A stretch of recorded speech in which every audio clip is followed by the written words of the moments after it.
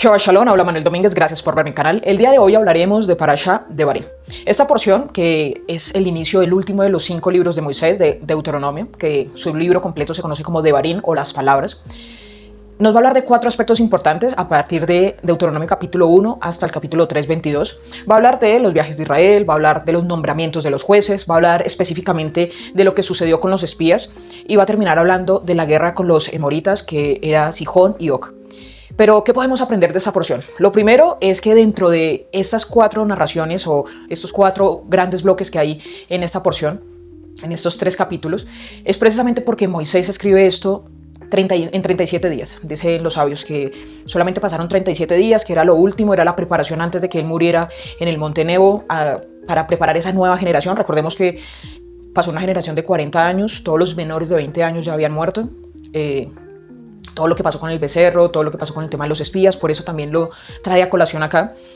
Y dice, ya esta generación pasó, ya pasó el tema de los espías, ya ustedes son otra nueva generación y necesitamos nuevamente dar toda la instrucción, necesitamos enseñarles todo, necesitamos que cuando lleguen a la tierra de Israel, toda la preparación que se tuvo por 40 años pueda ser ejecutada ya tomando territorio. Recordemos que aquí ya lo que era la tribu de Rubén, Gad, la media tribu de Manasés, ya tenían un terreno al otro lado del Jordán, pero que iba a pasar el ejército con todo lo que es la historia de jueces, Josué, los reyes y todo lo que es la parte de la conquista de esta zona. Y también va a hablar de esta primera guerra.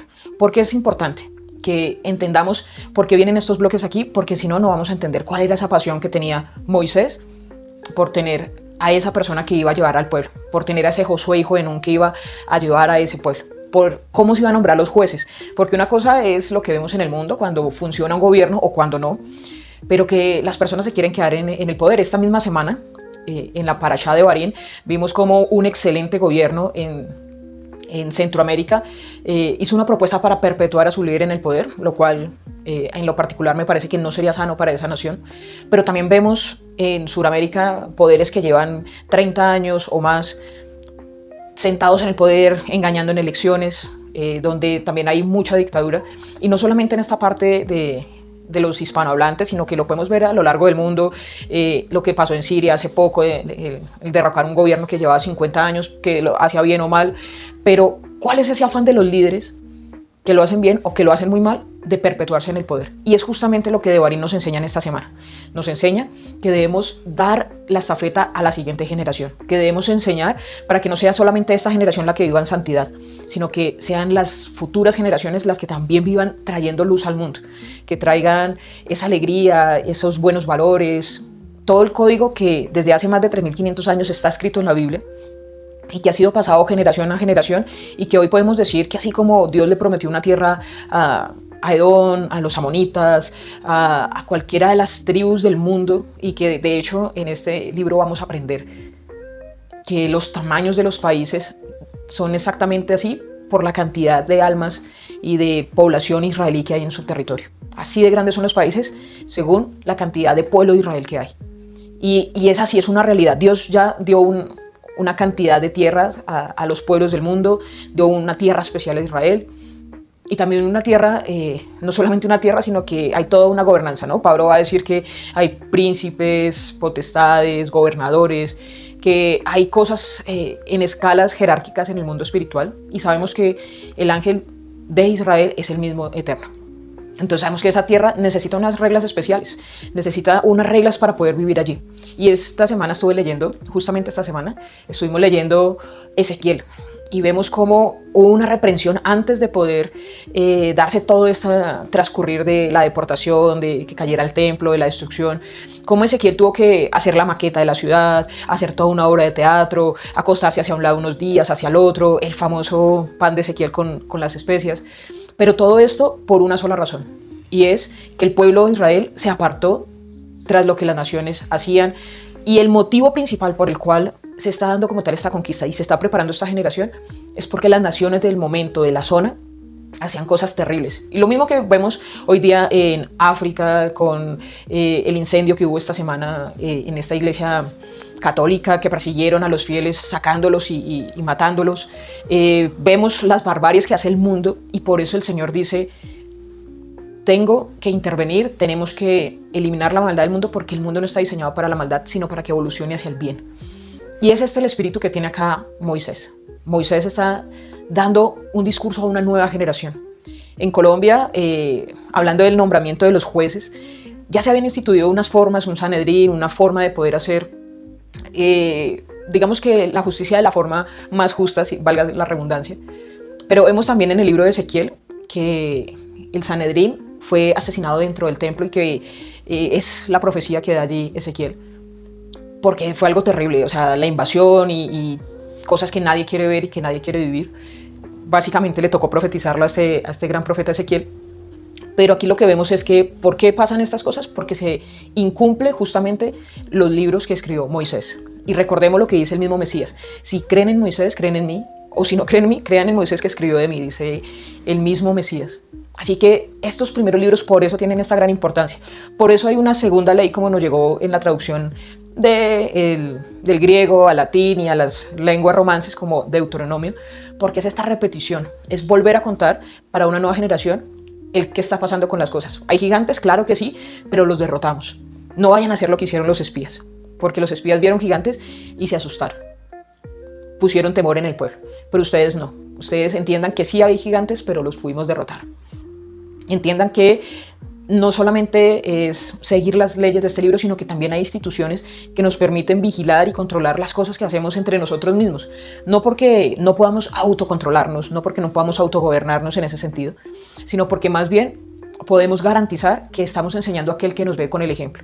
Si la justicia es justa, asimismo el pueblo va a vivir en paz. También hay un proverbio que dice que cuando no se castiga oportunamente, eso aviva a la gente que hace maldad para hacer cosas más malas.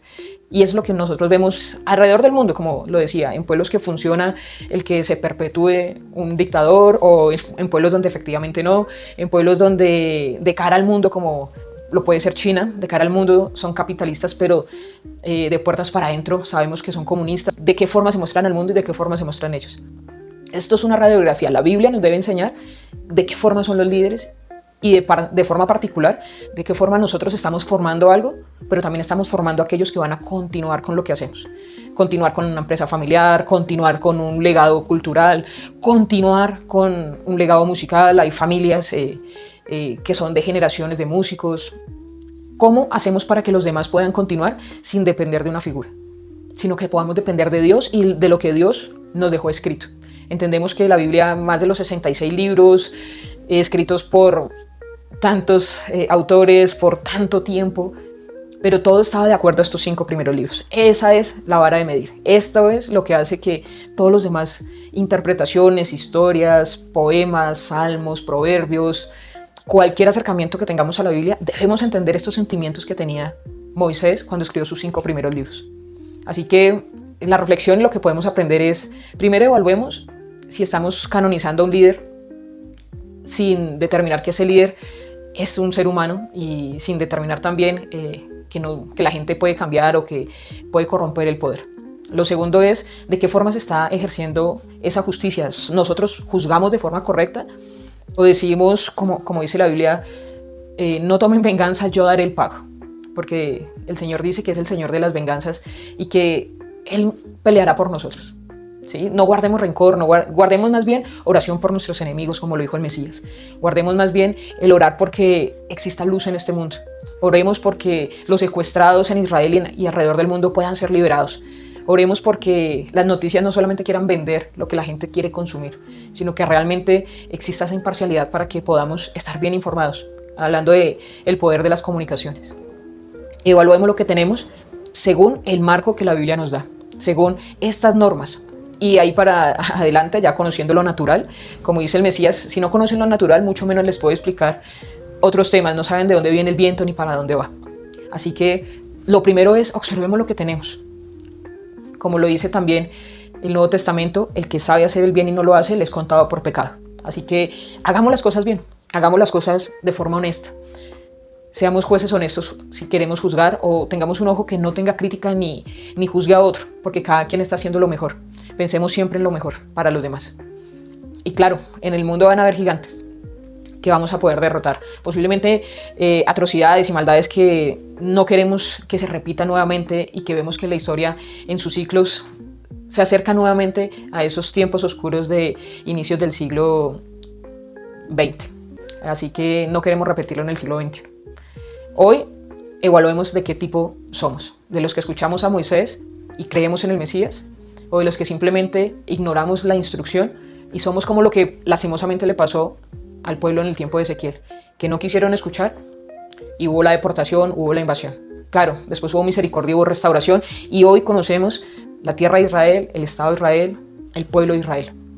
Y hoy vemos cómo las profecías empiezan a tener vida y que cada cosa que pensamos que nunca iba a pasar o que ya no iba a ser una profecía real, sabemos que se están cumpliendo. De hecho, en este libro dice cómo determinar si un profeta es real o es falso. Así que no dejemos de estudiar, vamos en la porción 44, solamente nos faltan 9 porciones más y podemos terminar estos 5 libros de Moisés.